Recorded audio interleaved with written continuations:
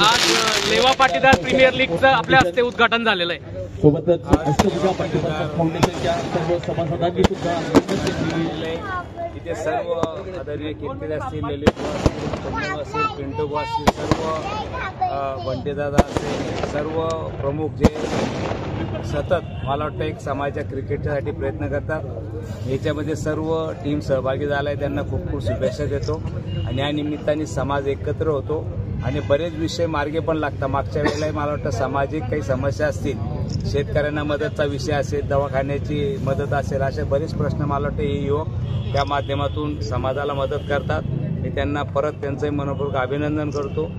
जिल्ह्यातून सर्व टीमा आलेल्या आहेत, शहरातूनही पण जिल्ह्यातून सर्व टीमा आलेल्या आहेत आणि मला वाटतं ह्या माध्यमातून क्रिकेटातून एक स्वतःचं फिटनेससाठी प्रॅक्टिस पण होते आणि एकत्र एकजूट मला वाटतं क्रिकेट आपल्याला शिकवतो। जसं 11 लोक एकत्र येतात, मला वाटतं हा एक संदेश आपल्याला नक्कीच देतो।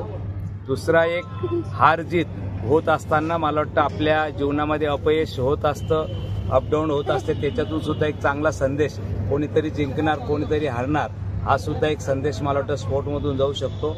हा संदेश युवकांनी घ्यावा। आपल्या जीवनामध्ये यश अपयश येत असतं, कुठेही निराश न होता मला वाटतं परत लढायला सुरुवात करायची, हा एक संदेश आपल्याला स्पोर्टमधून मिळतो। जय हिंद, जय महाराष्ट्र, जय लेवा।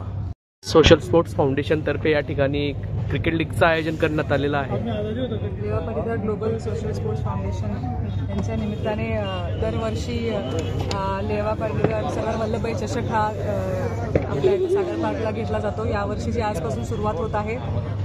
खूप यावर्षी वेगळ्या वेगळ्या खेडेगावातनं पण टीम झालेल्या आहेत। आपल्या शहरातले लोक असतातच, पण खूप गावातनं पण टीम्स येत आहेत आणि खूप उत्सुकताने सगळेजण आलेले आहेत।